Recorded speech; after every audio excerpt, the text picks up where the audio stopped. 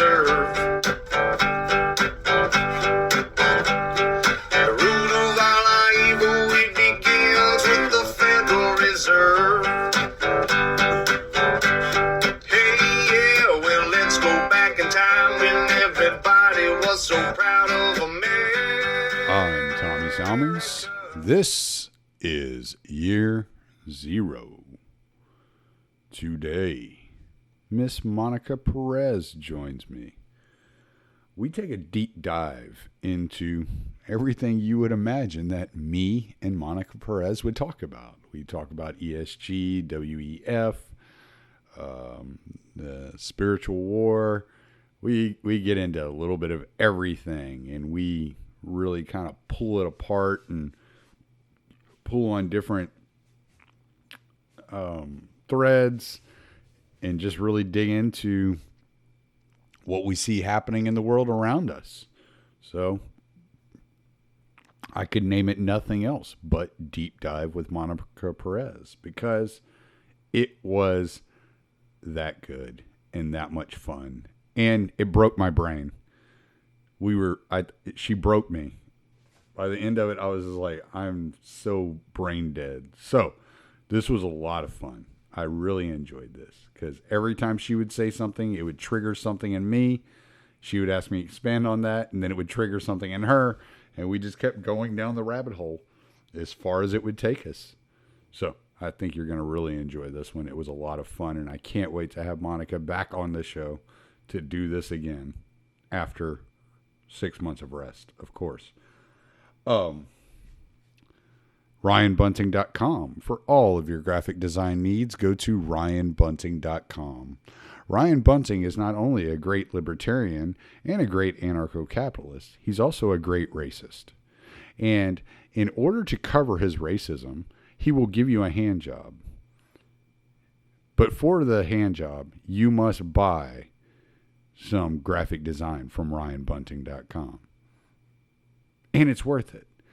Go buy a graphic design, get your free handy, and tip that racist, RyanBunting.com. Because RyanBunting.com is RyanBunting.com. So, that's all I got to say about that today. I didn't think this one through very much. That was just kind of out there. But he is not a racist. Well, if you're white, he's not racist. Thank you, Tom Burton, for the music.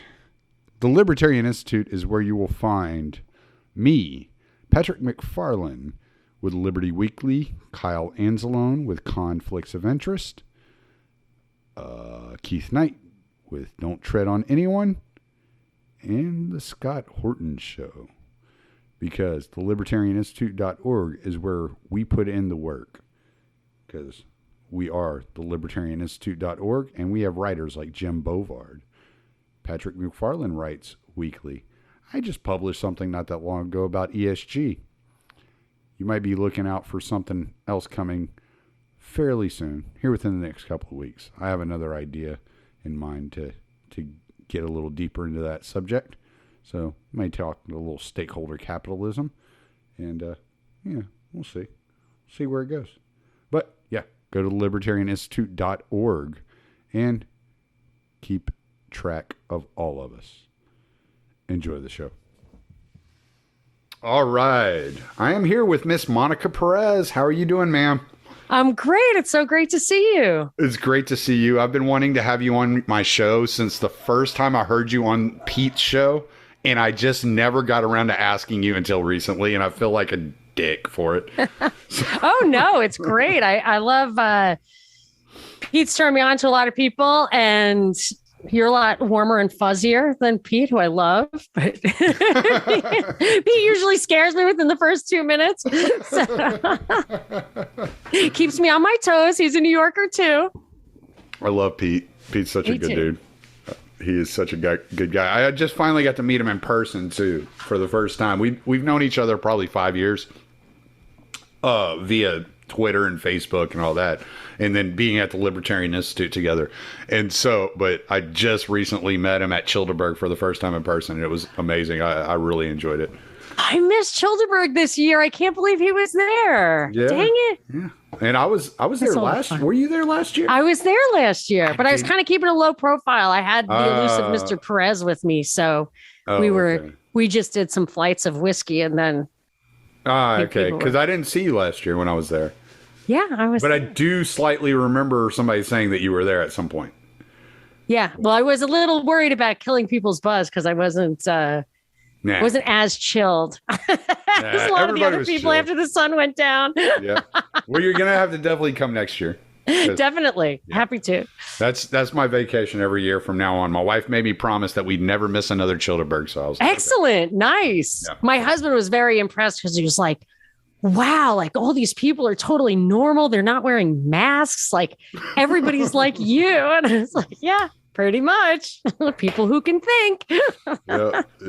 Sometimes we can think. We're way ahead of that. Depends on how much we've had to drink that day. But that was the thing when the sun went down. I was like, all right, I think they've had enough of the Monica Perez show. And see that. Yeah, I ended up taking like 3 handfuls of shrooms that year too. That's what I was thinking. That's what I figured everybody was like, I don't. Yeah. Well, it was because I had a very down experience the time before. And like, I was like, oh, these things don't even affect me anymore because I hadn't taken shrooms in years. And somebody had brought me like 9 caps and me and my wife split them and I got nothing out of it. Like nothing. Oh, like, they were probably old. Yeah. And the colors got bright and that was it. And I was just kind of like, okay, like whatever. And so like last year it was like 3 handfuls. It looked like I was starving, like a homeless person. Like you're eating as food. But how can you do that when there's like a bunch of people you don't know around? Like, I had my dogs with me. Like you probably saw me and my wife walking around with 2 big ass pit bulls, and I had my dogs with me, and we just went and sat in the woods and and just ate shrooms, and we were like kind of at the edge of the camp. Yeah. But that'll work. Yeah, and I just sat there and laughed for 6 hours, and then I was like, okay, I'm tired of laughing. We need to go to bed, and so we took that 20-yard 5-hour march back to the campsite, and so, but yeah. I feel like I could use some of that because I'm really trying to crack the code on. Maybe not even so much what's going on in the world, but I feel like there's a moment of clarity. I'm just on the precipice of to like, what's the answer? Like what, either don't worry or do this. And I feel like a little instant clarification, the clear vision like that, just cut out all the bullshit in the kind of front of your brain. Right. Yeah. And I could find, really, I might have to because I know I just know that I'm missing something. I'm missing the answer. I told Pete in, I think it was February of 2020 or March. It might've been March. It was right around like the beginning of COVID. And I texted him and I was just like, this feels like revelation. Like I'm not even a religious person, but there was just something so sinister about what was happening, and I don't see how anybody has gone through the last 2 years without seeing the spiritual connection. And again, I'm not even a religious person. I consider myself agnostic, but at the same time, I'm at least aware enough to go, okay, I kind of get what we were being warned about for 2,000 years. Yeah, and even if it's not like a malevolence or an evil, which I was kind of feeling, even if it's just the complete absence of morality, because people are dying, like it was ruining people's lives. It was really destroying society and human beings without any regard for them as anything. I mean, treated worse than animals, really, I feel like, by the people who were making these policy decisions. Right. And even if they weren't bringing to it an evil purpose, the absolute absence of morality is in itself really chilling, and really just demonstrates to me that we have, like you and I have, a moral imperative, like a fundamental spiritual side of conscience that at the very least is just absent in these people who are either making decisions or, which I consider to be worse, following blindly. Right. Yeah. At policy level. Regular people, I don't know, but policy, like all these like bureaucrats and stuff who just went along. Ugh. Well, I don't know. I've always kind of had this thing for evil, just this curiosity about it. So like, I grew up and I was reading a lot of Clive Barker, a lot of Edgar Allan Poe, a lot of horror, like Robert McCammon. I always liked Robert McCammon a lot. Clive Barker is by far my favorite fiction author, and it kind of turned me on to like serial killers and kind of like wanting to look into like what they are. So like, I'll get into these modes where I'm tired of looking at politics, so I'll start watching wildlife documentaries and serial killer like documentaries. And one of the serial killers I've found that's like the most intriguing to me is Israel Keys. And I just found a series on him, and it's this podcast series where this guy does like 5 seasons on Israel Keys. I never even heard of him. Okay, so this guy was active in the late 90s, early 2000s. He's about my age. He killed himself. He's no longer my age. But he would have been, I think he would have been about 44 nowadays, like 43, 44 years old. He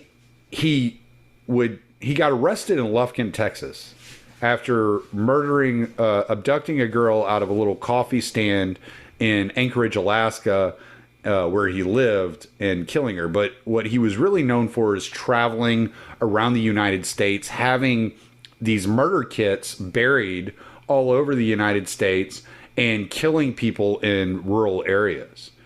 And they don't know how many people he killed. He's admitted to 11, but that's based upon the information that the FBI had, which is all the information that on a computer that was less than a year and a half old. So it could have been any number of people, because when you really started looking into like what he's like researched and what he's into and the way he talks about things, he had searched over 13,000 missing persons in less than a year and a half. So it's who knows how many of those people he's responsible for. He was keeping tabs on the people that he was responsible for in a lot of situations. But the thing that made him so wild was he wasn't just a serial killer. He was a serial killer that killed in streaks of 3. So let's say he killed somebody on February 15th. Within the next couple of weeks, he's going to kill somebody else. And within the next couple of weeks, he's going to kill somebody else. And then he's going to go rob a bank. Then he's going to go set something on fire. He had this kind of like crazy pattern to him that he did this for like 14 years. He got away with it. And you don't think that sometimes I think with the serial killers that the FBI or whatever just wants to clear cold cases, and they'll attribute like really disparate different crimes to one person. Well, the funny thing is they've only attributed one crime to him that he didn't admit to. They only attributed one to him, and that's because every other crime in the region in the time frame he was there, like, was solved except for this one. Pattern. And this was like, okay, this is his MO. And so they actually have been very reclusive about even talking about him. They won't even talk about him, which is really interesting.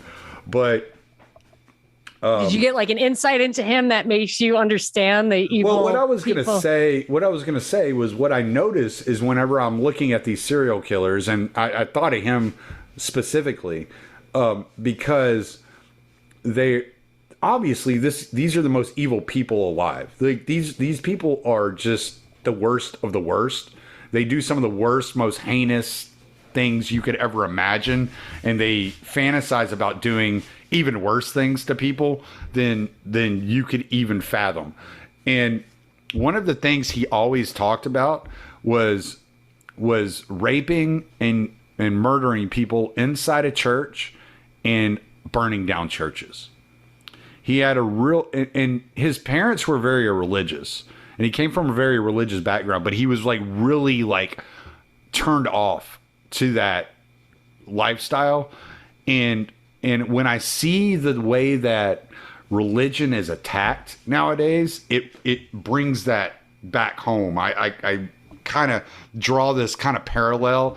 Like, it's like, why would you attack religion so much? Like, if it means so little to you, then why are you letting it control so much of your narrative?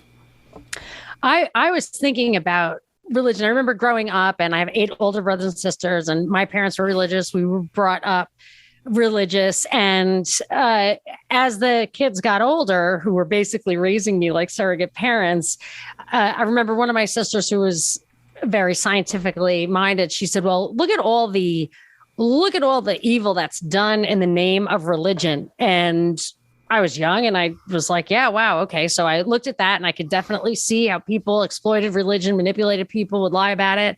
And then as I got older, much older, I started to realize that this, I think religion maybe half the people in the world say that they're a part of one of the big religions. And I associated that with 2 things, really. You have this idea of behaving yourself and this idea of taking care of people who can't take care of themselves. So laws and welfare, basically. And as an anarcho-capitalist, or I guess a philosophical agorist, I think of myself more now, this idea of having a self-ordering society really goes to, well, what are people really like? What is society really like? And I think that the religions, organized religions, are as close to a self-ordering society that you could have. There are rules and there are expectations. And I can't think of any religion that's right now where the head of that religion sends out an army. I mean, you hear things about Islam, but I just don't know, because there's so much disinformation too about what's going on with that. So I'm not familiar enough with it. But like the Pope they can guilt you and they can excommunicate you, but he can't do that yet. Look at all the people who give money, whether they're smart to do it or not, who behave, who go to confession, like who do all these things in the name of some higher purpose. And I feel like in the final analysis, it's natural and good. And the reason that it's so exploited is because it does touch people. Like, people are so vulnerable to it because there's something real and true about it. Yeah. And I'm kind of the same way. I've always told my wife, like, and it's the reason I've kind of clung on to agnostic and not going like atheist, is because it's like, don't throw the baby out with the bathwater. There's something here that people have been hanging on to for the last 2,000 years for a reason. And so I'm not ready to just say, oh, well, to hell with all of it. I think agnosticism is the only rational position, right? I'm a practicing Catholic, but I know, like, people give me a hard time. I have to admit, I can't. It's very hard for me to imagine being able to remember my name when my brain is rotting in a box in the ground. Like, it's just like really hard for me to figure that out. And I certainly couldn't prove it to anybody. So I feel like agnosticism is the rational point of view. Atheism, I don't understand. How can you be absolutely positive there's like not God? But I haven't heard any really good explanation of why we're here, how we got here, what's the nature of the universe, what's outside the universe, where it came from. Nobody really has a good explanation for that. So to say that you're absolutely positive it's anything but, a fifth dimensional superpower, I mean, that's got to be among the options. Right. Yeah. And I think even if you're not going to be involved in worship and adherence to any religion, there's something to be said for having a healthy respect for it and for the wisdom that's being passed.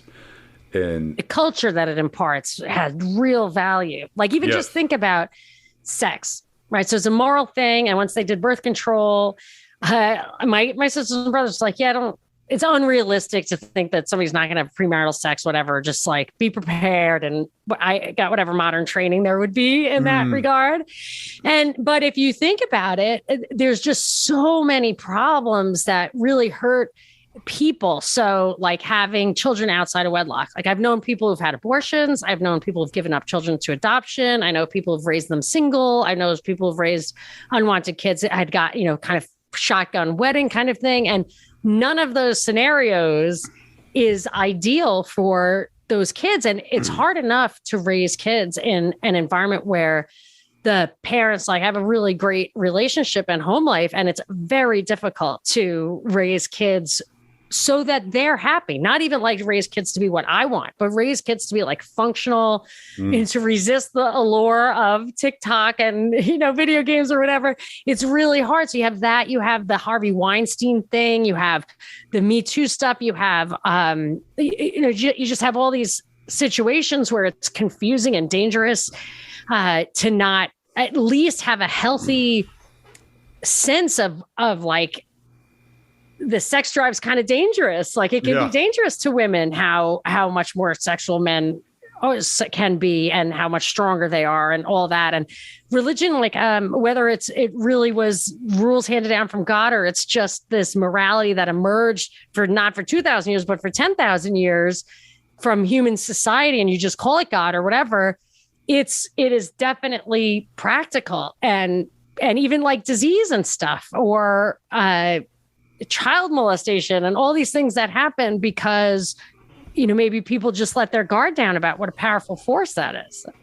That just made me think that it was really funny whenever that Supreme Court decision was leaked, and you started seeing all these progressives come out and say, well, if the Christians are going to ban abortion, we're going to quit having sex with them. And I was like, yeah, your abstinence is really going to show those damn Christians. That is so true. But it's the hands off my body or your bands off my body or whatever in the age of rabid force vaxxers. Like that is just over the top. I mean, over the top.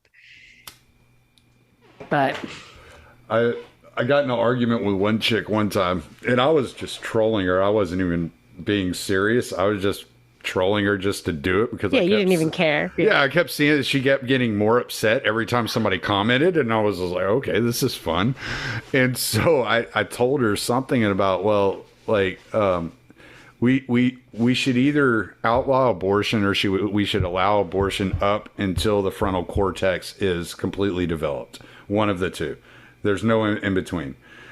And she was like, and she is that like age 25? Yeah, it's like 25 years old. They gives the parents time to like correct mistakes, See how it turns out. Yeah. Wait.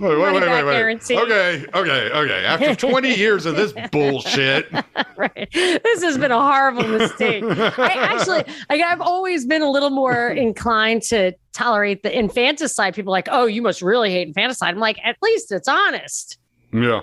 At least it's honest. And I look back and Roe versus Wade is a bad law, but as it's just not a constitutional issue. It's definitely a state issue. It was just stupid. It's just bad law. So regardless of what I think, as a person who doesn't believe in government, basically, I certainly don't believe in, the way I think about abortion is like you'd have to really ban it, outlaw it. Well, the biggest problem with government is the monopoly on violence.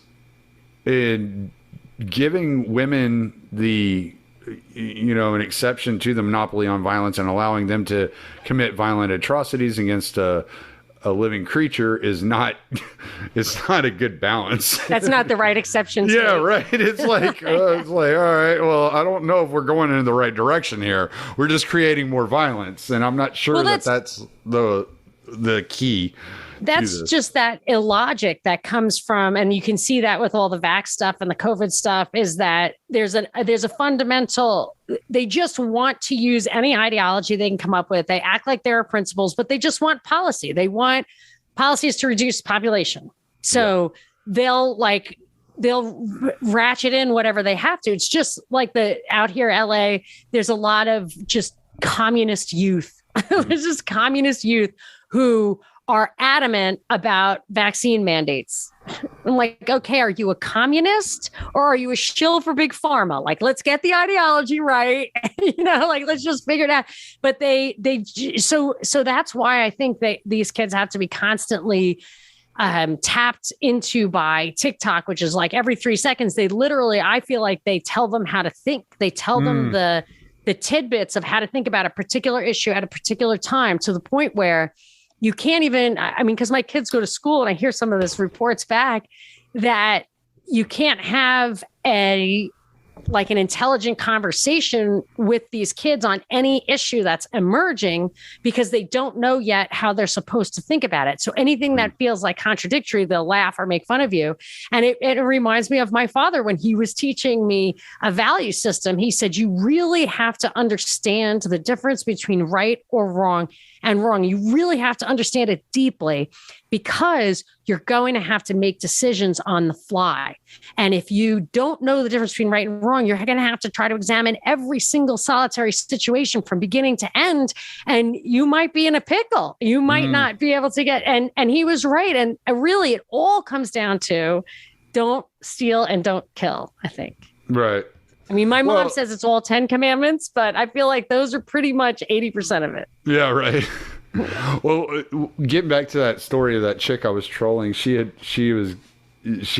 gone the direction that you said your brother and sister had gone, where she was like, expecting someone not to have sex in modern times is just unrealistic. And I was like, well, stick to anal. You don't have to worry about an abortion.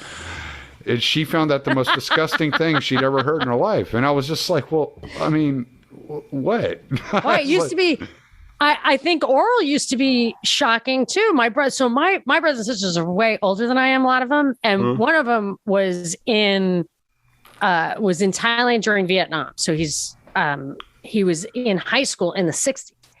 And he said that girls just did not do that. Like, that was just not something that you would expect a woman to do.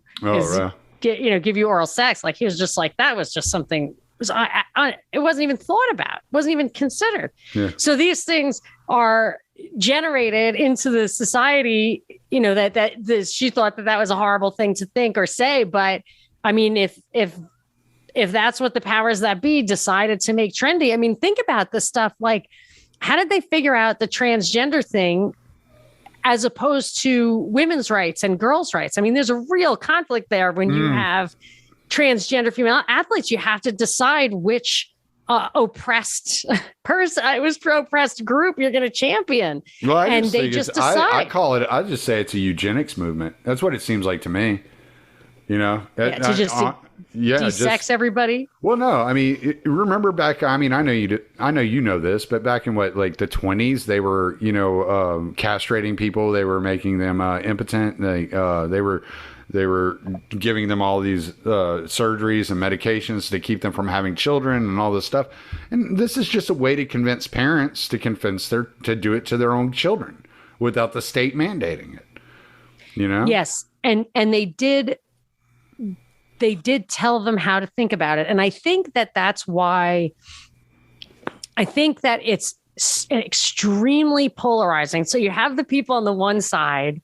It reminds me of a Penn and Teller where they were tricking people into this elaborate recycling thing. And they had like 10 or 15 different, some people would just continue to accept like 15 different categories of trash and spend their time doing that. There are people like, okay, we've decided that we used to be in favor of girls' sports or the WNBA, but now we want the WNBA to allow transgender athletes, right? So like that's going to happen probably. You're going to have to let that happen. That's what the one side says. But it's so extreme then that they're going to get that. I think this is an extension of Trump having brought identity politics to the right, is that they are going to get the right then, who really, the vast majority of people, maybe Republican voters, say really just are about taxes or less interference, no Obamacare, stuff like that. Finally, they're going to have to get off the couch and say, okay, now I have to get politically active because you've got guys in the locker room with my daughter and you're trying to tell her that, gender affirmation surgery might be something she wants to consider, which is like a sex change operation. That's what they call it now.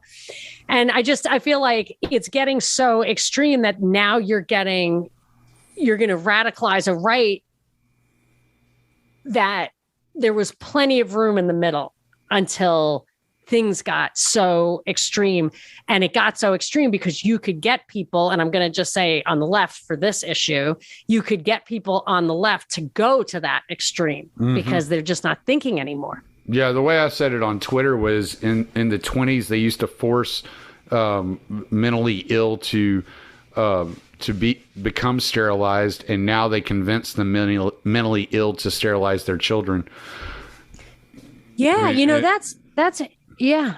Can you fold that into the vax thing, in that it's really a puzzle that baffles so many of us, that if the vaccines are bad for you, and it certainly seems like they are. I mean, it does really seem like they are. It was like I never spent a lot of time looking at the vaccines. Number one, I'm not a scientist, so a lot of the jargon around it didn't make any sense. It's literally written in Greek. I was just like, what the fuck are you even talking about? And so it got to be very confusing to me, the way they were writing it and the way that the information was coming out. So I didn't spend a whole lot of time with that, but I guarantee you, I mean, it fits right in, to the entire eugenics movement. And, but the self-sabotage that they've convinced. I mean, if you take eugenics and you mix Edward Bernays into the mix, like, you can come up with a better idea than like half of the United States is now gay or trans. And I think the vaccines do have a reproductive element too. I do too. But like I said, it's just very hard for me. Yeah, it's hard to get through it. But I would just wonder. I mean, I think the answer is probably, my question is, it's a self-selected group of people who accept the vaccine and will like boost and all of that. A self-selected group that is probably the most obedient. Yeah, they're the same people that want to take your guns and send them to Ukraine too. Yeah. But if those people are the ones who are being sterilized, see, like, think of the people who are getting sterilized. It's not the upstarts, not the rebels, not the people who resist. It's kind of weird. I mean, I guess I figure that they just don't think that anybody's a threat.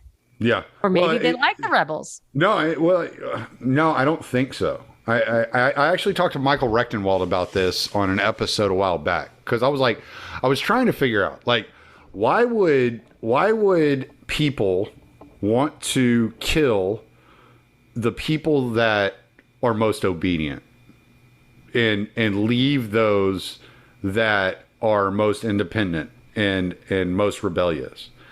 And I think what we basically determined is because the people that are rebellious and are doers, they still need products. They still need services. They still need stuff.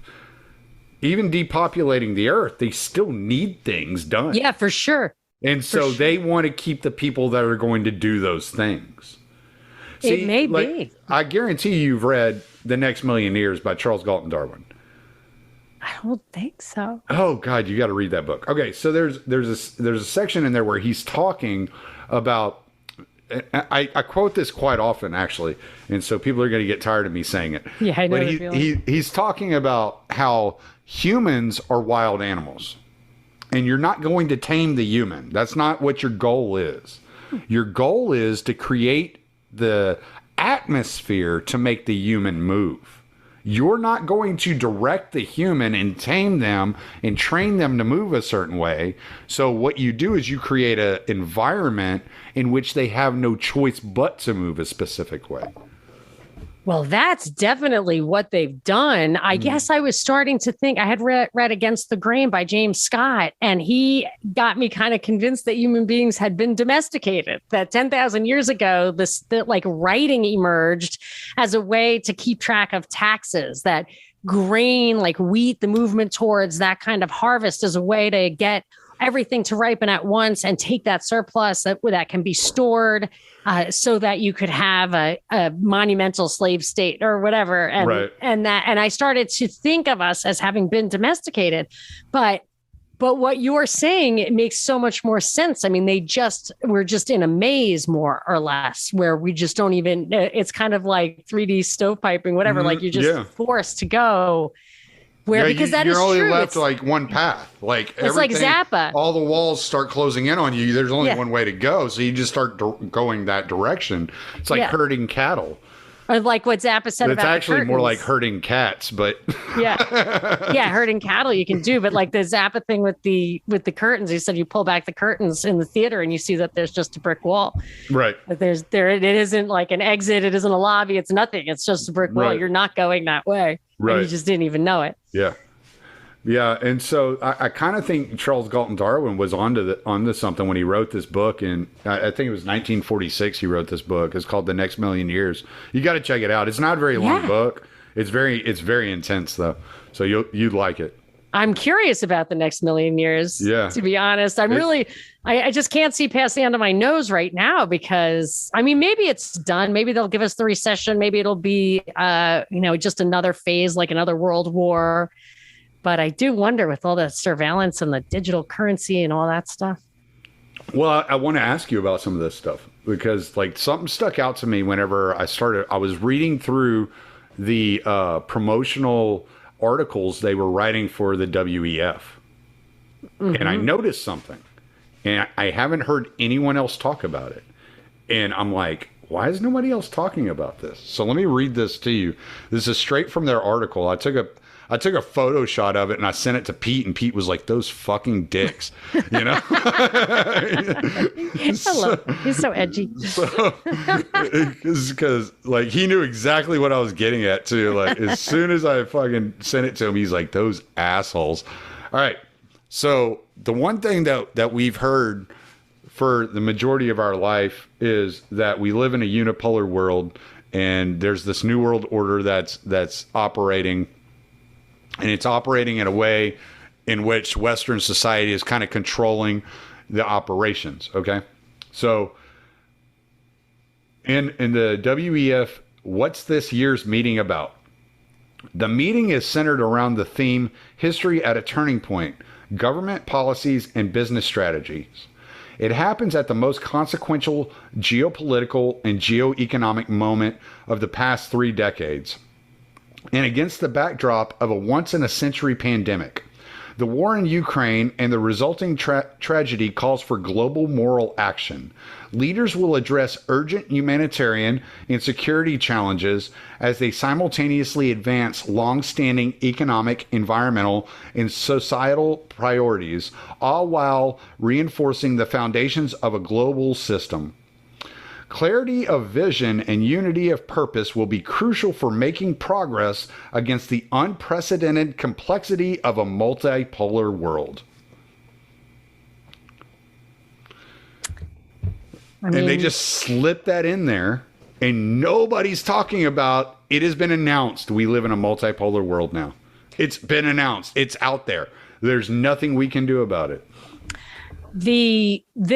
It's very interesting because when they said 3 decades, that's when the Berlin Wall fell. Like this, they're bringing back the Cold War. Oh my God. I read, what did I read? I read something a while back, and it was, the Berlin Wall came down in 89, right? 88, 80, 89, 90, 91. Okay. Well, they were talking about. Oh, right. Yeah. The Berlin Wall, but the reunification was in 90. Okay, but it was 89 when the wall actually came down, right? Yeah. I was reading something, and they kept talking about the spirit of 1989. And I was like, that seems weird. Like, I've always heard the spirit of 1776. Like, but I've never heard anybody talk about the spirit of 1989. What are they talking about? I started Googling it, and that's what they're talking about. They're talking about, like, they were talking about the creating America, like, reinvigorating the spirit of Europe in America. And so the spirit of 1989 Europe in America today. And that's what their whole purpose was. And it got me like thinking, I've actually I got a series of articles. I really need to start writing them because I just like sat down and I just started doing research on this and trying to figure out where it was going to go. Oh, it's going to be insane. It's going to take me fucking years to write this, and I don't know if I want to do it. Well, let me react to that, and then I want to know your reaction to my reaction, which is when I think of that 1989 moment and retrospect, it was very exciting for us. I remember was with a German person when the reunification was announced and people were really celebrating. But for me, now that I think back, I feel like that was a moment of like the flashpoint of a renewed like neo-mercantilism. Like they just saw Eastern Europe as a huge new market. I mean, could you imagine if all of a sudden, however many hundreds of millions probably of Europeans had to buy everything, like the first day of school, just had to go buy everything. Right. And you could just see, and their wages were low. So you could even put factories in there. And it's kind of like the whole probably East Asia after Vietnam and stuff. I always think of that, just opening up these markets for both labor and consumer products. And I feel like that I think they made this decision about the bipolar, multipolar world just recently. Like, I think they were provoking this thing with Russia. I think they had decided that when you open up that mercantilist, Pandora's box, you get not only the consumers, but you also get producers. So if they're going to all of a sudden, if they have resources and they have factories like Russia and China combined would, then you may actually be competing with them then for the consumer and not be able to keep prices too high or whatever. And I think they may have decided that it just wasn't worth, that Russia and China had gotten too big to really be, kind of play the role of colonial. They underestimated Russia for sure. And that's or they really wanted to just exploit it for a limited amount of time. And then I think if you're saying it's coming here, I'm saying I think that that South America is this neo-mercantilist opportunity right now. Well, let me start with the Russia thing. Okay. I think when they declared economic war on Russia, thinking that they could just break Russia through sanctions and these ESG business practices, that when Russia reacted by stating that if you want to buy natural gas from them, you have to use rubles, that caught everyone off guard. I don't think anybody expected that, and I don't think anybody expected the ruble to become the standard, which it has. I mean, it's like the strongest currency in the world right now. And I think that really fucked them up. I really do. I think that was one of those things that were like, oh shit, like our plan just backfired, like Wile E. Coyote running off the cliff or something, what I think a tremendous amount of strength for Russia has been, and I've never heard anybody mention this, but I believe they went bankrupt. I think I know they defaulted on their debt. I can't remember what year it was. Was it in the 90s or in the aughts? But they defaulted on their debt. There was that book, The Smartest Guys in the Room. It caused that whole cascade of bankruptcies and stuff on Wall Street, if I recall correctly. And since then, they had, bad credit. So they have, whereas we and the rest of the world seem to be having like greater than 100% debt. Now it's much greater, I'm sure.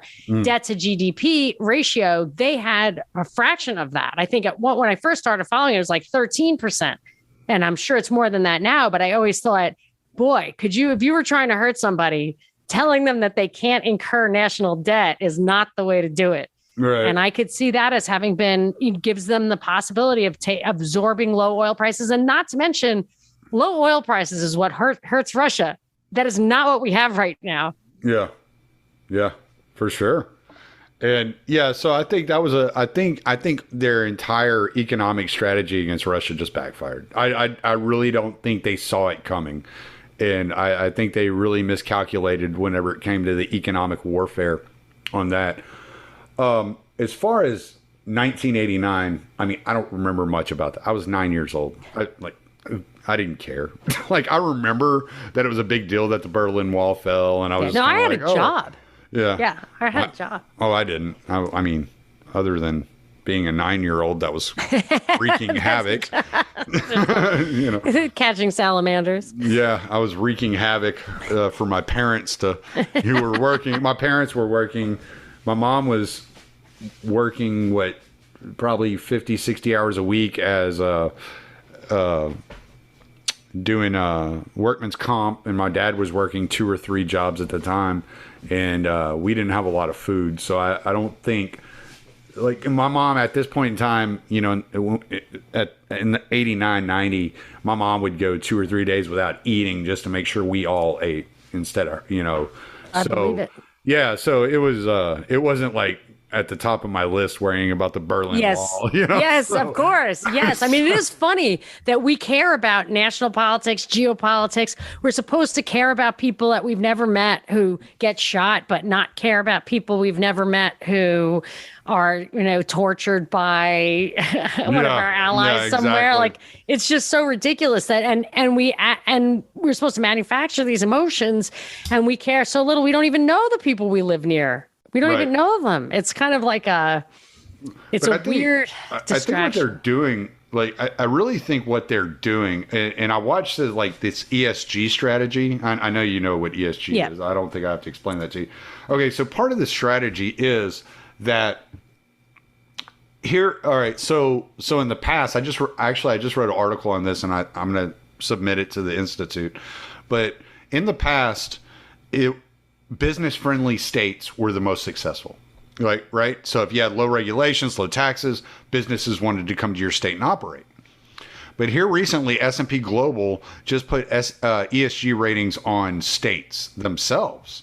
All right. So now, like, businesses are going to be strong-armed out of specific states that aren't measuring up to the ESG standards, right? So basically what they're doing is they're creating an atmosphere that the least business friendly states are setting the agenda for everyone, right? And so I use this example in the article I wrote, and I was like, let's say Hungary has the strictest ESG standards in the world. Well, it's hard to believe that all the corporations, the multinational corporations and businesses are going to change their initiatives because Hungary has these ESG standards, but we live in a world of virtue signaling, and no one wants to be outdone. So if Hungary makes these moves, then what's to stop Britain, Spain, and France from joining them? Now, losing Hungarian business may not be a big deal, but losing Hungarian, French, British, and Spanish business, that'll make you move. Right. And so you're going to have like states like Texas or South Dakota or Florida that are usually really business friendly states losing these corporations unless they and losing the business, losing the product, losing the commerce, unless they adhere to the standards of these European allies that are putting forth stricter ESG standards. They actually address that overtly in the Council of Foreign Relations document called North American Union that William Weld wrote and Heidi Cruz signed off on, among like a couple of dozen other people. And they talked overtly about that, saying that we'd have a North American Union, which I always thought Ted Cruz would be the president of because he's Mexican and he was born in Canada. So That's actually not a bad logic behind it. Yeah, I really think that's going to happen, or whatever. If it's going to, and it's Heidi Cruz's thing. So they said that they would have like labor and environmental standards, which goes right with that, to the highest, the most restrictive. So whoever, they would merge the 3 countries for all intents and purposes, and the laws would normalize to the most restrictive one.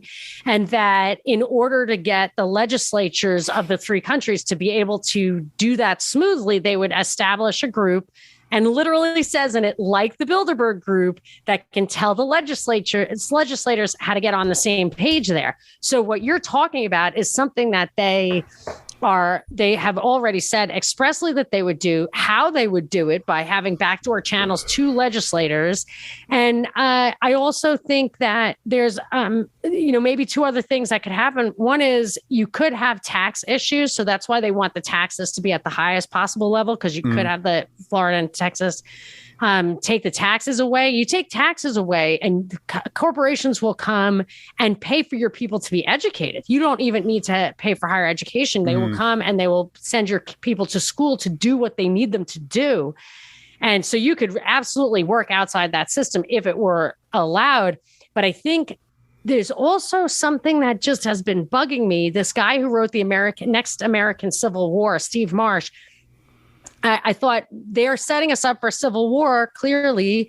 And, but when push comes to shove, it might just be secession thereafter. That was what he said. Somebody asked him, like, do you really think there's going to be a civil war? He said, I think it's more likely that we'll have secession. And I just thought that was crazy, but kind of in keeping with this, I think this turning point that you were talking about, like a multipolar world, if what they're saying is, well, we can't have global control, so what we'll do is divide and conquer, or just break it all up and make it. Once you have like that surveillance state and everything kind of normalized, you can really control it all in what appears to be a local way.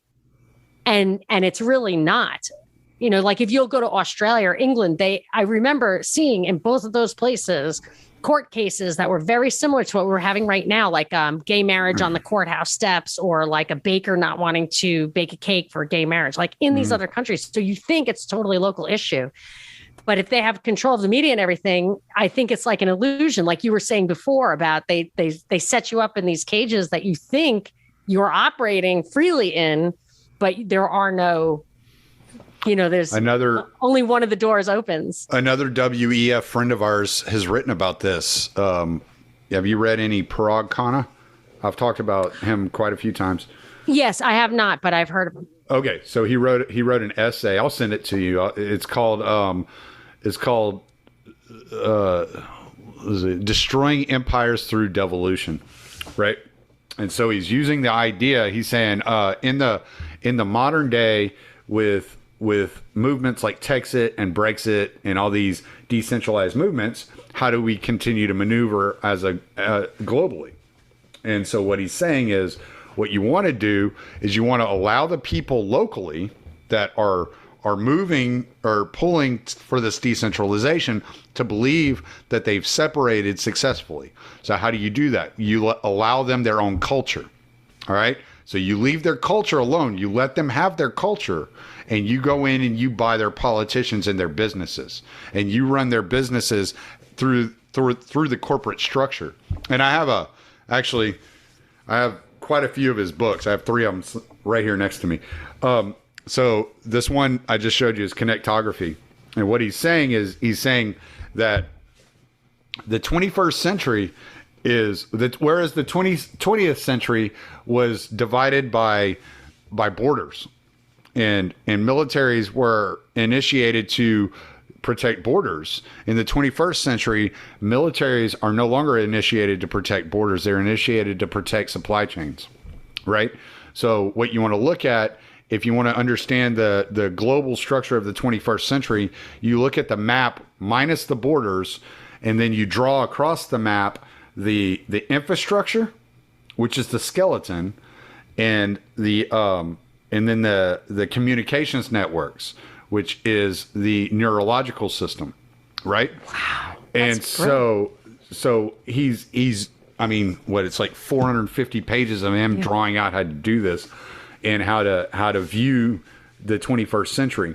I think a big issue that a lot of us fall into is we are fighting a 20th century battle in a 21st century world. And we're looking at the old way of doing things. And so we're focused still on I even think Russia made this mistake. This is one of the mistakes I think Russia made, is they're fighting a 20th century war in the 21st century world. And I don't know. Well, in Dugin, I don't know if you keep up with Alexander Dugin. I've actually subscribed to his Telegram, so I read quite a bit of his stuff. And he writes about this, and he's like, yeah, we're trying to stop this beast from moving in. Like we're the front to stop this beast of the 21st century coming in and taking over.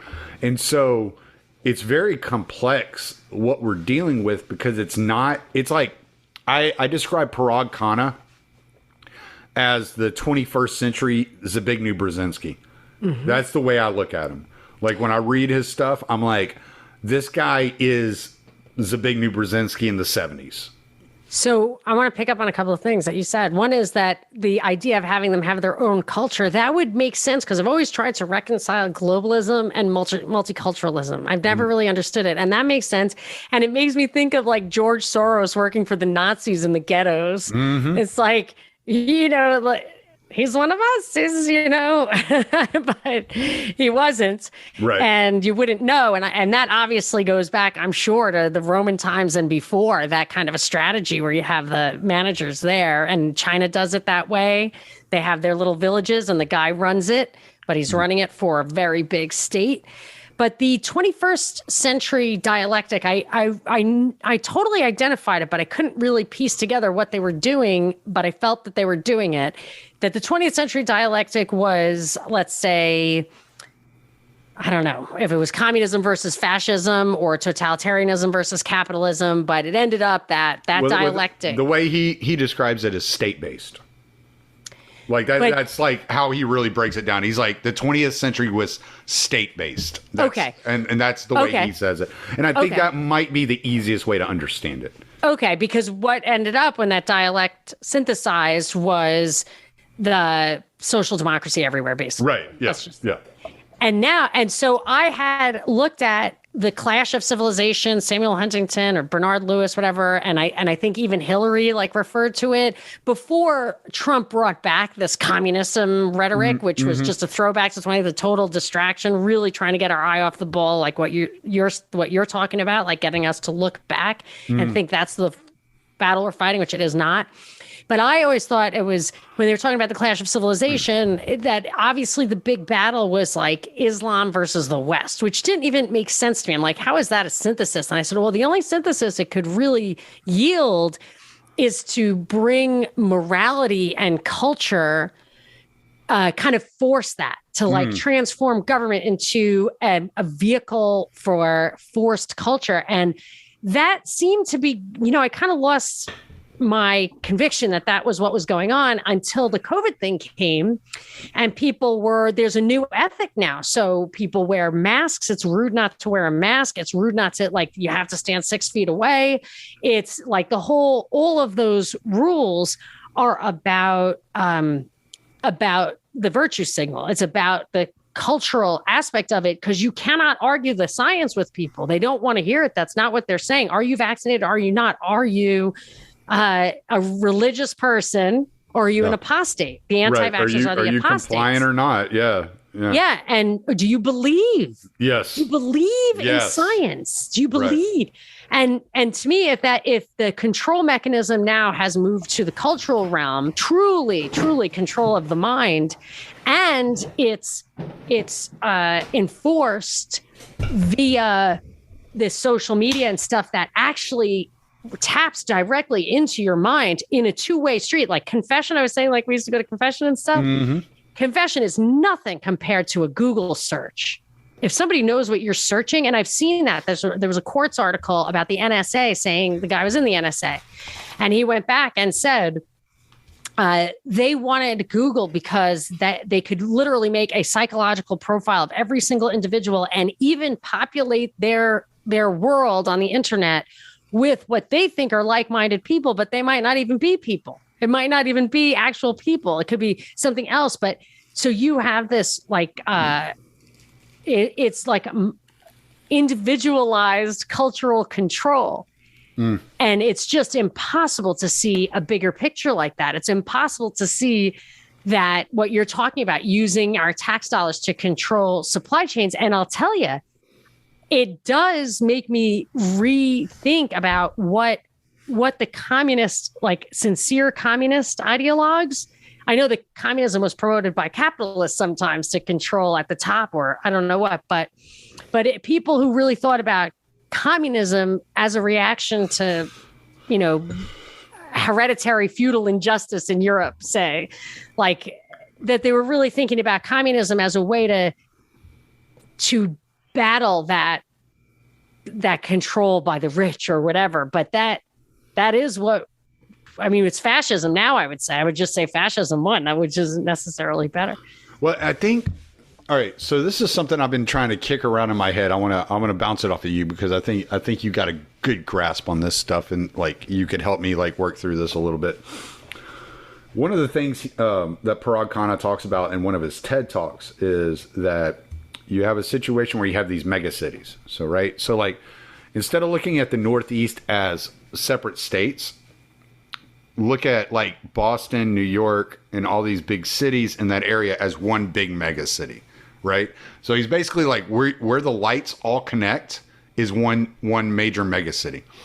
And so he was talking about how countries would be like subsidies of the mega cities, and that the mayors would basically be running everything, like yes. the entire. And so this is something I've been watching, and I didn't see it this year, but I wouldn't be surprised if we see it coming up next year, maybe. But I was looking at the WEF. I was watching to see if I saw mayors listed as guests, because like that to me is a big move on their part, and it seems like we've moved to a area, and I've kind of, this, like I said, this is something I'm kicking around. I just can't quite grasp it, and I just can't quite get it where I can understand it completely.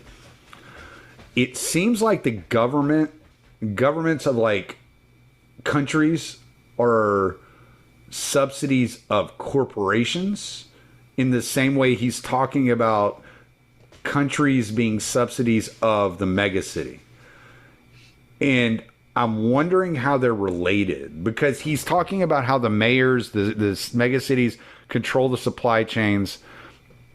And so if the corporations and the megacities are come together in cohesion, therefore it is putting, like, it's dampering the power of the country and the state and the governments that basically become subservient to those corporations and that global movement of megacities. So, yeah, am I making sense? Yeah, I understand. Like exactly I said, I'm trying to like 100%. work this out. It's almost like they're factory towns, but I remember when two things happened. I was in Atlanta and I was trying to figure out why they were bringing down. There were these weird like transportation laws and landscaping rules and all that kind of stuff. And I did a show on it. Everybody made fun of me. Like, that is the driest stuff ever. I was like, no, it's really interesting. It's like the UN is taking over Johns Creek. Like, this is crazy. And Kasim Reed, which nobody even knew, he had been, I think, took on the first, it was like IAEA, maybe it was called. And he was the first city, Atlanta was the first city, and this was completely under the radar. It was not reported as far as I know. I really had to dig for it in investigating something else. And it was where if the city could pay for implementing these new rules, that city could be chosen as a leader city. And it was. So he took Atlanta's tax dollars and decided to use it to implement tried to implement greenways and things like that.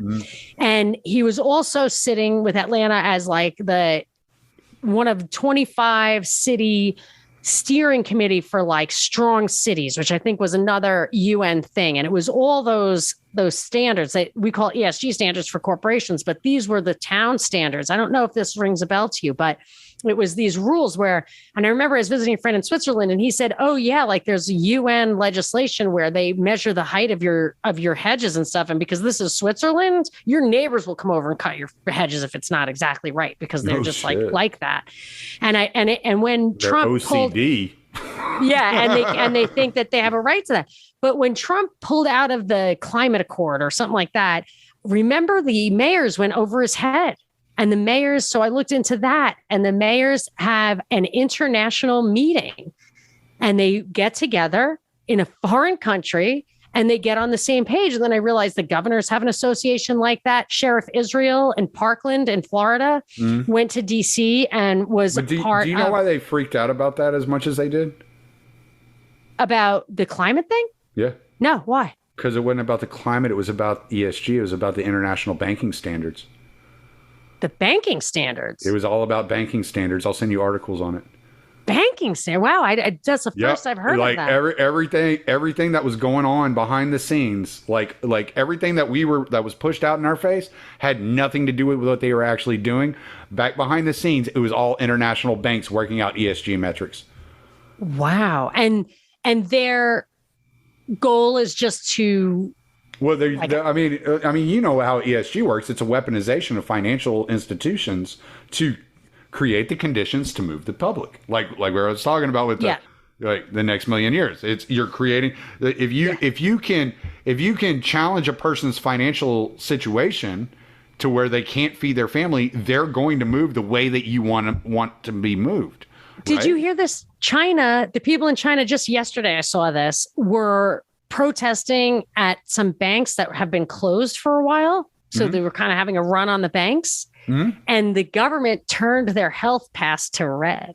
Oh, all had to go home. Damn it. So, I mean, it's happening. And for those that are not aware, the health pass falls under the S in ESG.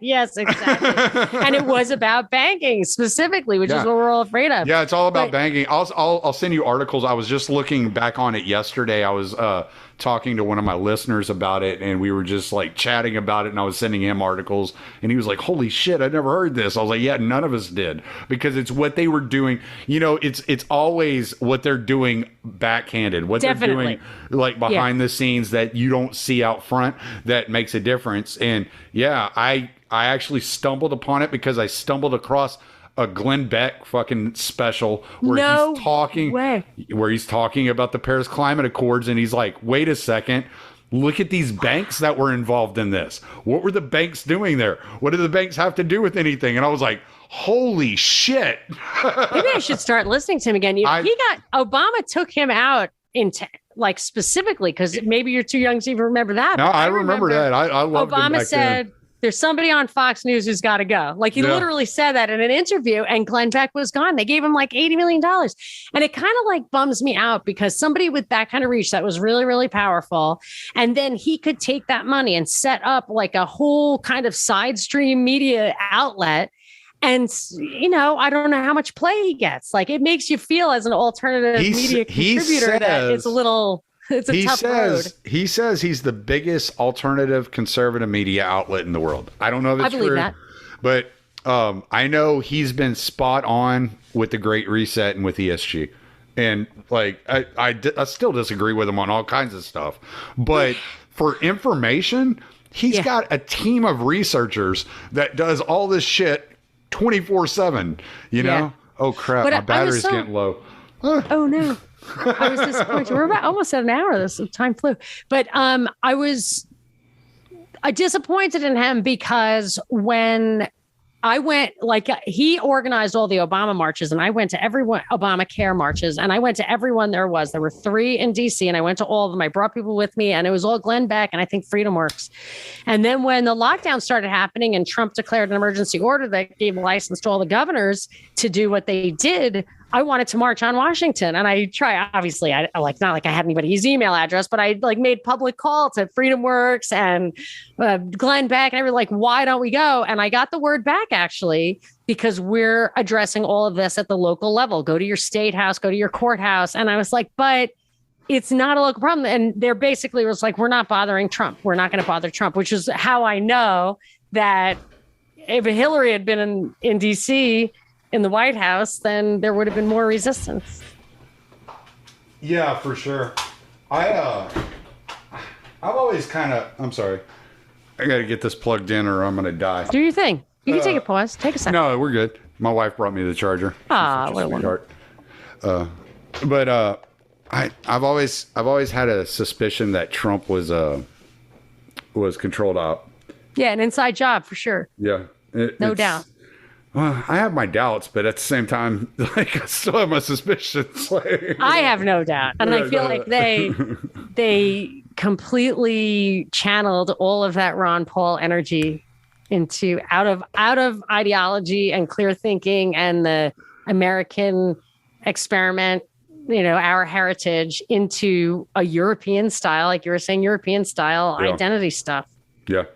And that was it. That was the end. They had to do it from the inside.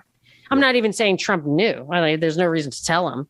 Yeah. I know. I mean, he was surrounded by so many people that, I mean, I remember whenever there was the whole Ukraine phone call. Yeah, the impeachment. Yeah. Do you remember there was, I think he was a director of the NIH, if I'm not mistaken.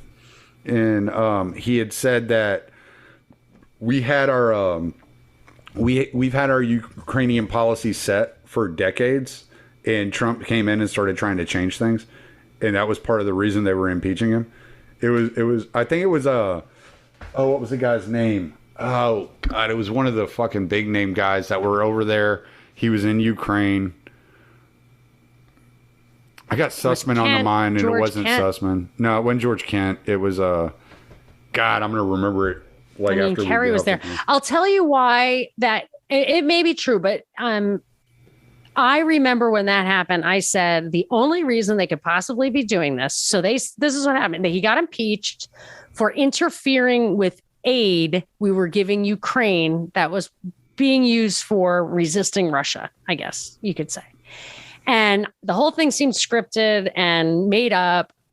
And I'm not saying Trump knew what the ultimate goal was, but I said, I think what they're doing is getting the left fully on board with giving Ukraine military aid to fight Russia. And if they can associate being anti-Ukraine military aid, then with Trump, then all the people with Trump derangement syndrome will just knee-jerk be in favor of giving Ukraine military aid. And I didn't fold in that it would have to be at the hands of a Democrat, but it did have to be at the hands of a Democrat. And I might have folded that in at the time. So when it happened that way, which is exactly how it did happen, I have to think that that's what that was all about. Because I think it was the only possible explanation. I mean, I guess you could say that coincidentally it served their purposes by Trump happening to be against what they happen to want to provoke.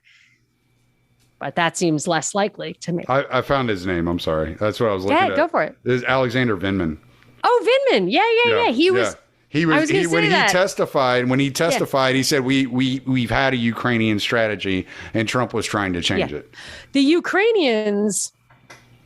He is Ukrainian. Obviously, his brother's Ukrainian. Victoria Nuland, who did the coup, is of Ukrainian descent, and so is her husband, Robert Kagan. Oh yeah, I remember hearing you say this on Pete's show. On Pete's show, yeah. Because he was like everybody's Jewish. I'm like, everybody's Ukrainian Jewish, and there's and that was the whole Khazarian thing. But I feel like.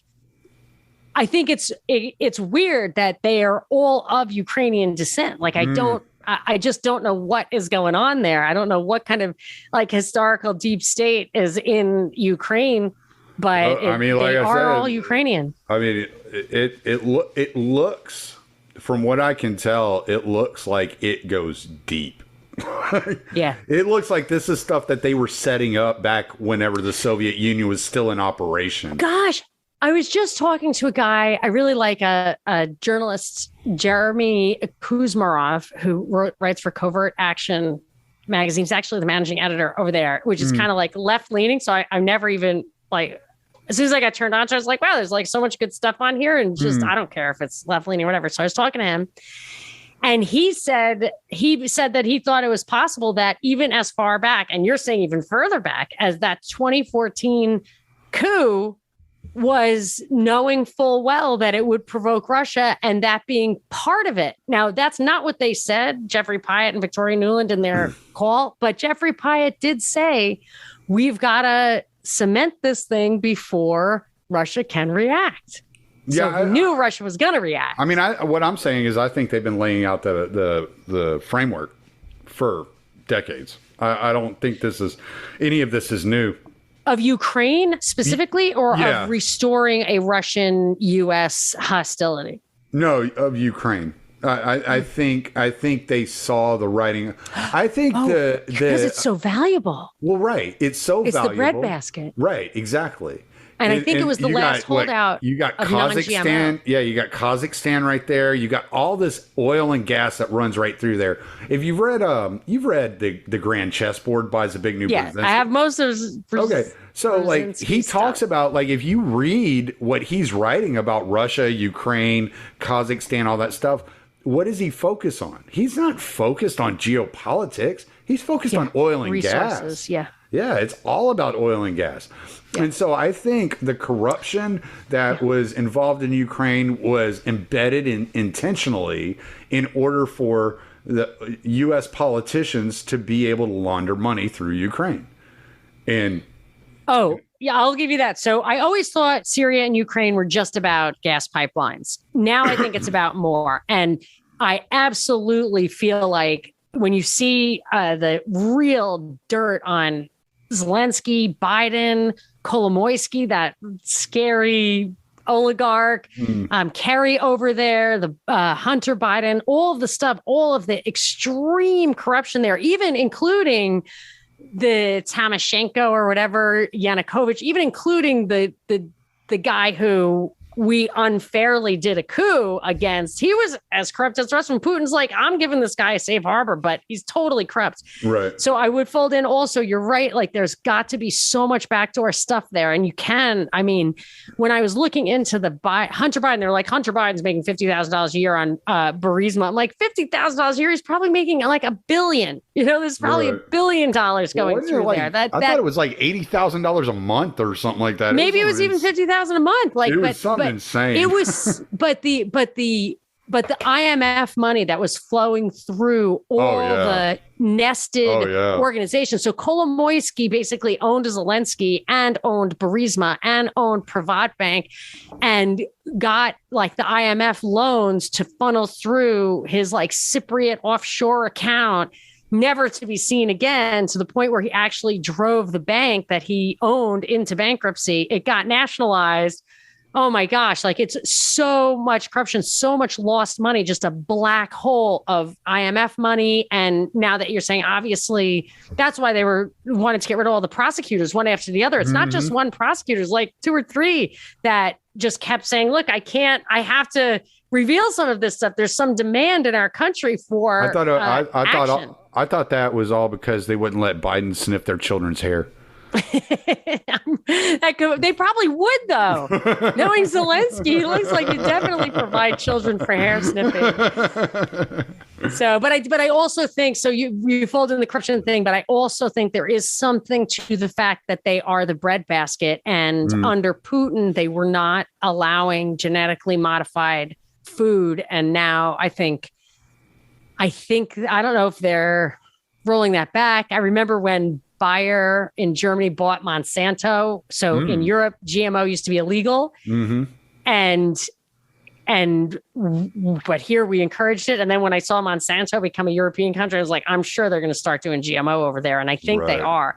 But that could be there's an article in that Covert Action magazine I've got to get to that just came out today about the genetically altered food and the importance of Ukraine and that world thing. And that's a big thing right now because they're bringing that food crisis down. Yeah. And probably to convert us all to well, it's what, like 40 food. Well, yeah, wasn't it like 40% of the wheat utilized worldwide is produced in Ukraine and Russia, and then it's something like 60% of the fertilizer. Yeah, I thought the numbers are a little. I thought it was 25 and 70, but the impact is the same. Oh, it's terrible, like what they're doing to people, like, period. Well, so $40 billion of our taxpayer money is going over to Ukraine, but one of the things that's in that package is food aid for Africa.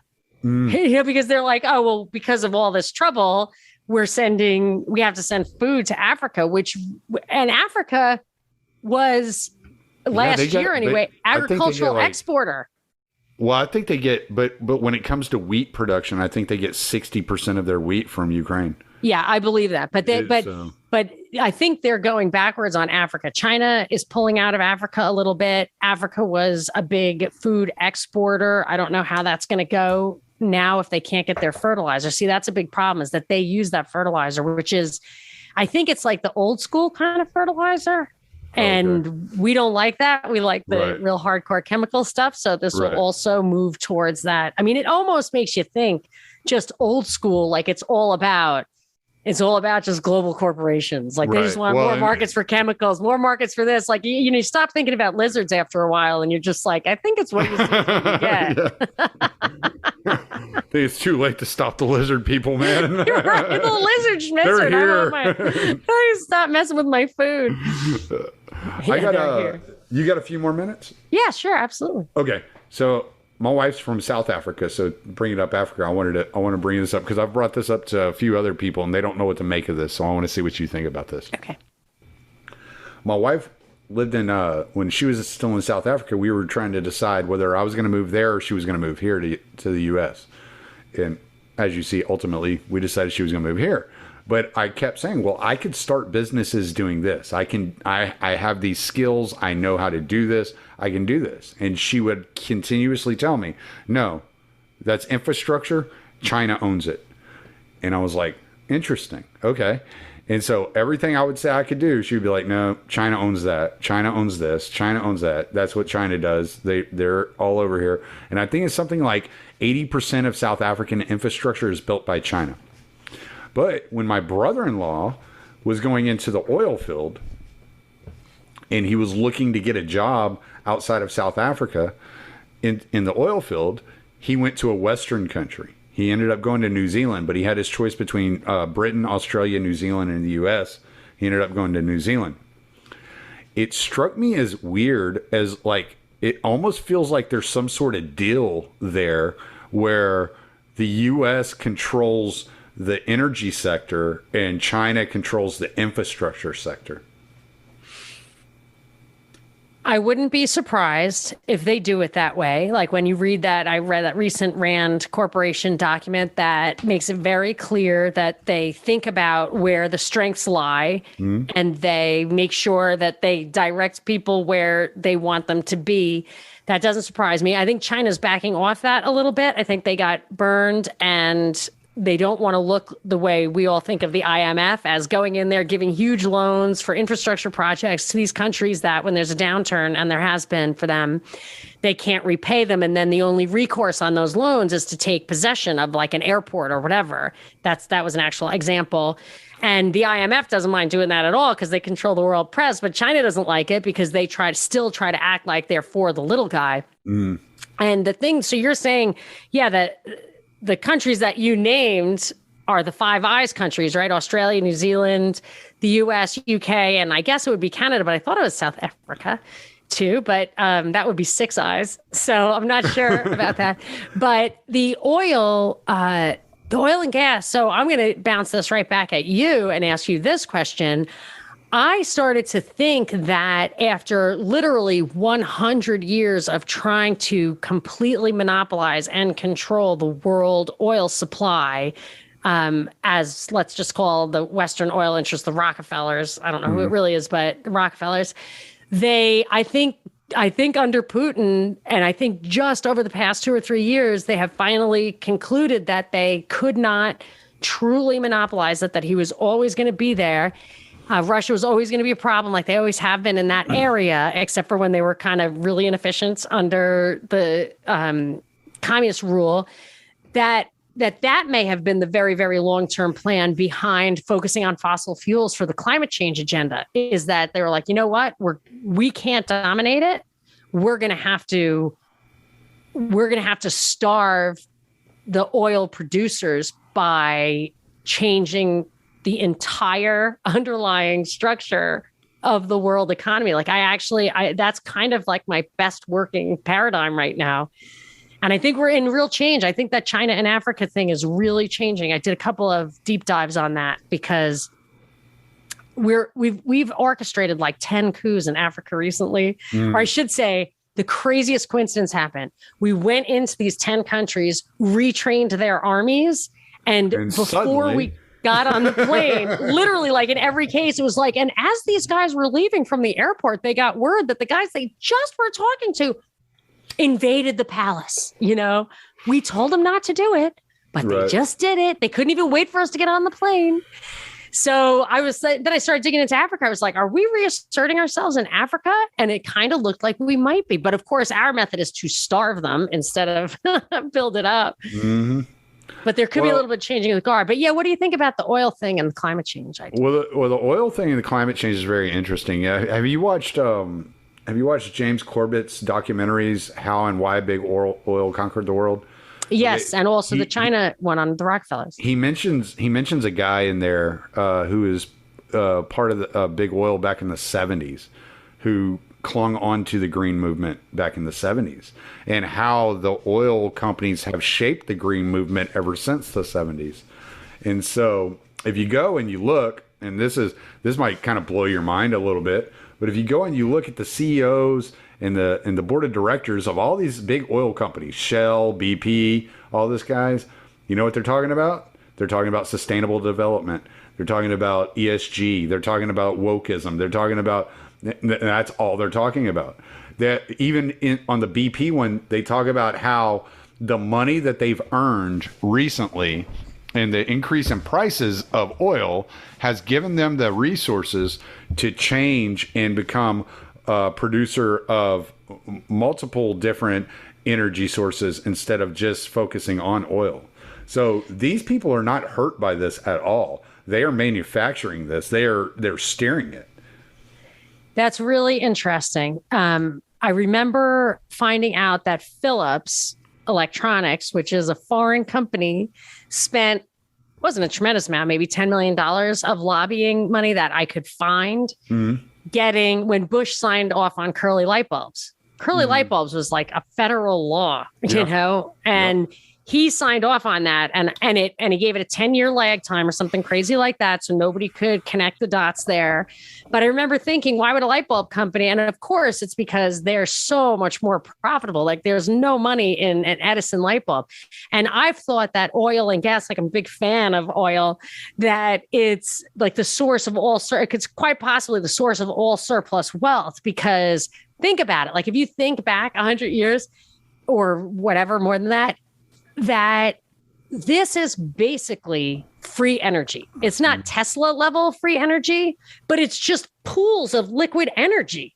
I mean, before that, you had to like grow food, eat it, and pull things. You know, now you get to like get a bowl of oil, light it on fire, and you know the thing will just pull itself. Right. I mean, that's pretty awesome. And because it's just, yes, it gets more expensive to have to frack it or dig deeper, but the margin on something as basic as that as a commodity has got to be pretty low.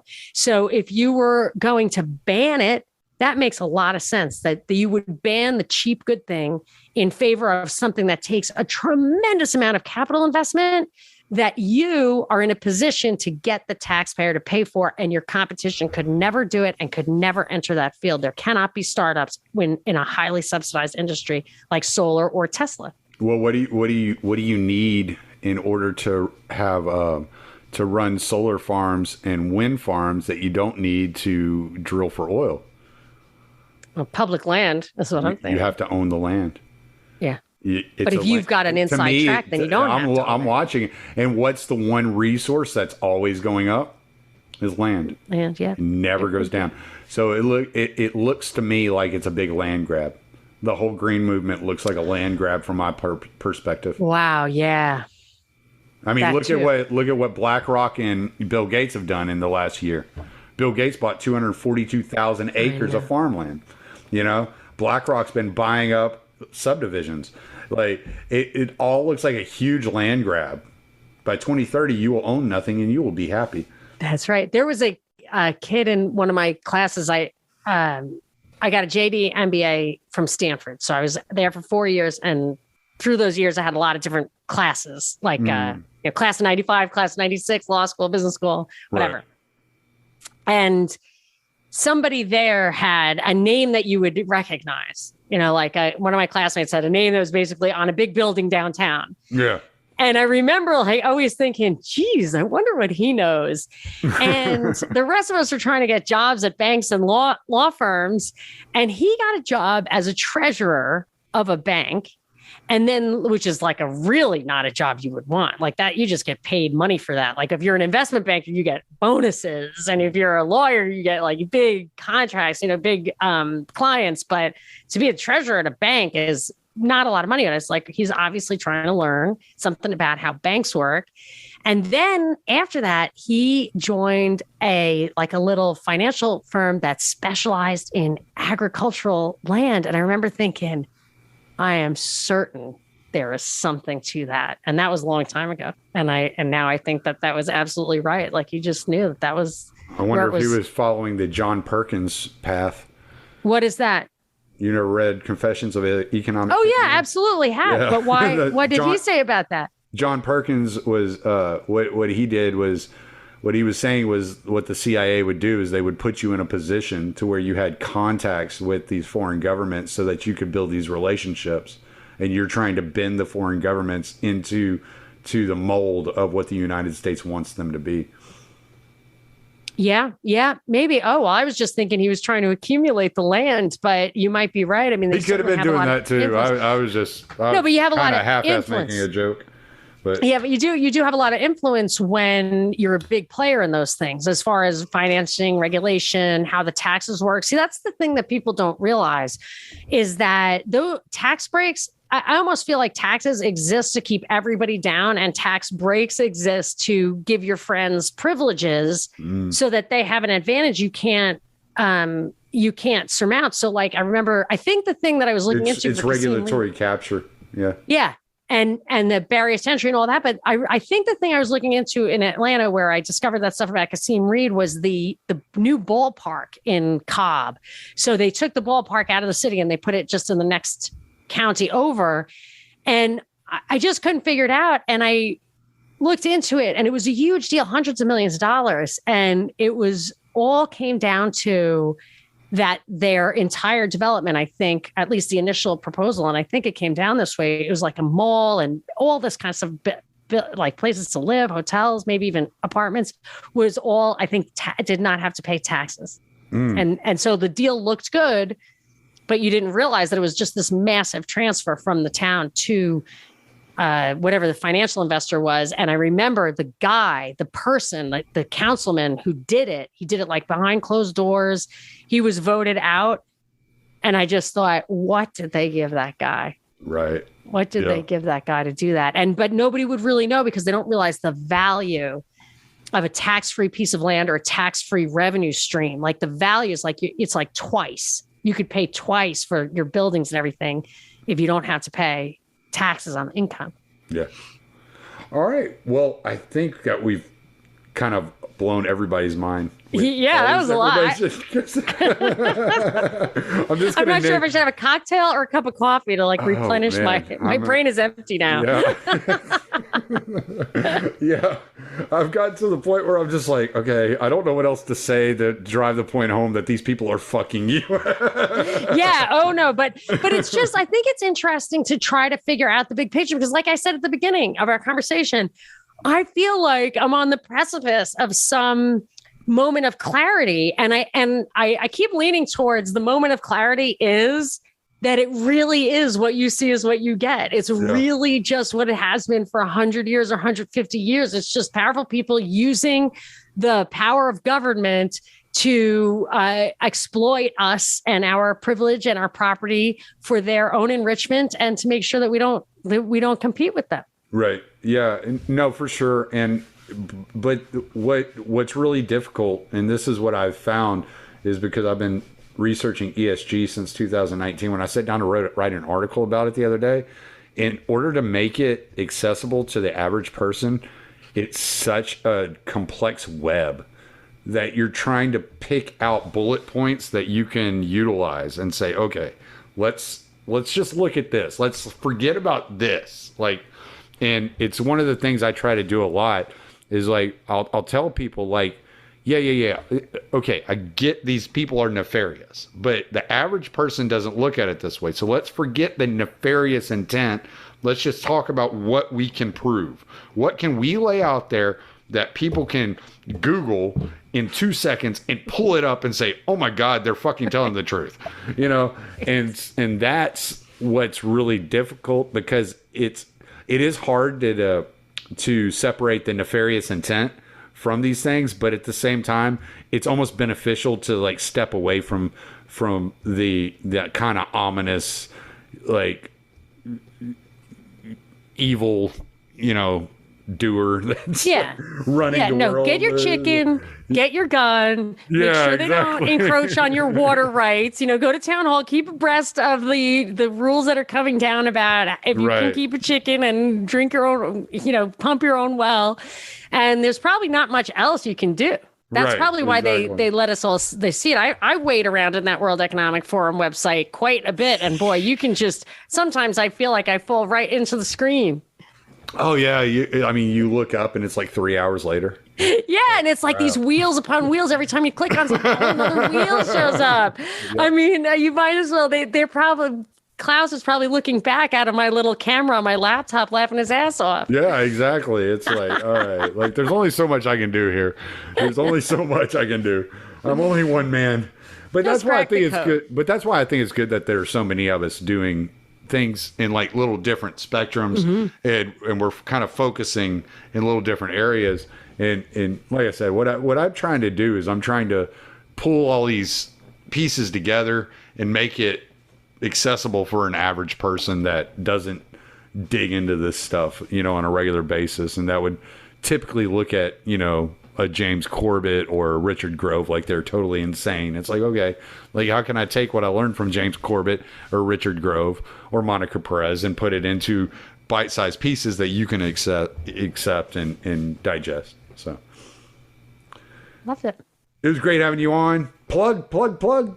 Oh, sure. Yes. So I've done a lot of things. I have a Twitter account. You can reach me at Monica Perez Show. For a long time, I was doing the Drive Time News Blast, which is a daily show. My partner's still doing that, Brad. I had to take a little bit of a step back because I have a lot of things going on. Personally, very old mom who I love and want to spend time with. But I'm still putting out 3 shows a week. So I do interviews like this. Hopefully you'll let me put this on my feed and we'll call it a buddy dive if that's okay, like a swapcast. And I do deep dive. So I take a subject, any particular subject, like the baby formula thing. I completely cracked the code on the baby formula thing. The FDA did it. And you can find those. Those are deep dives with Monica Perez on your favorite podcasting platform. Yep. And yeah, your buddy dives are pretty cool. I just listened to one earlier. It was really nice. Can I make this a buddy dive? Absolutely. I'll send you the link. The file? Yeah, the file. Not the Excellent. link. Love it. Thank you. Yes, no doubt. We will we'll get that all that taken care of. But I'm going to stop the recording and we will say goodbye on the other side. Okay.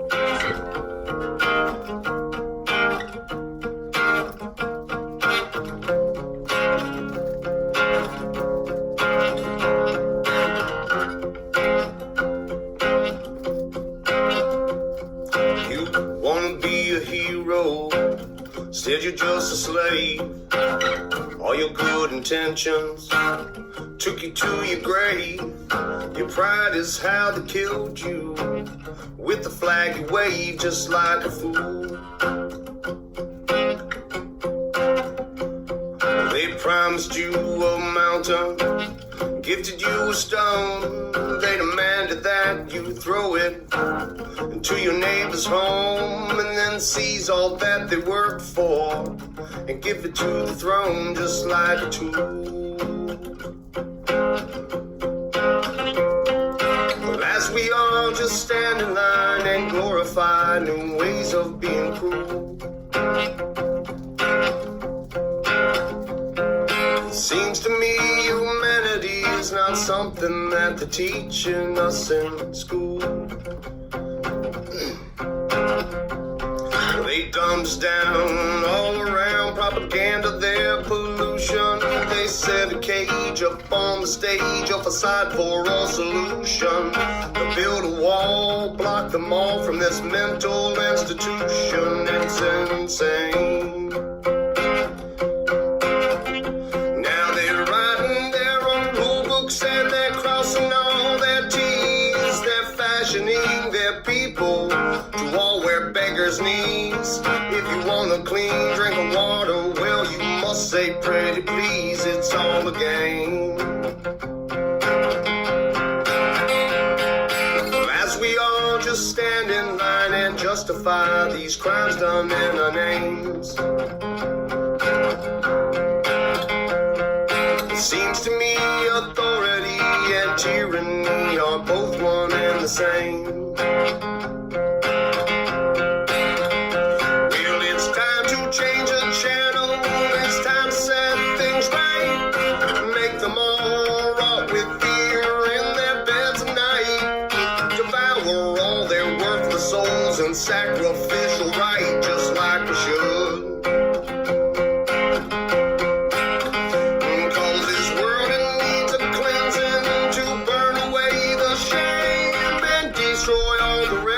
Of those who are to blame, and we'll stack them up like cordwood, watch them sizzle on the flames for good. Well, as we all just stand in line waiting for some kind of Robin Hood, our liberty will never be until our right to freedom is understood.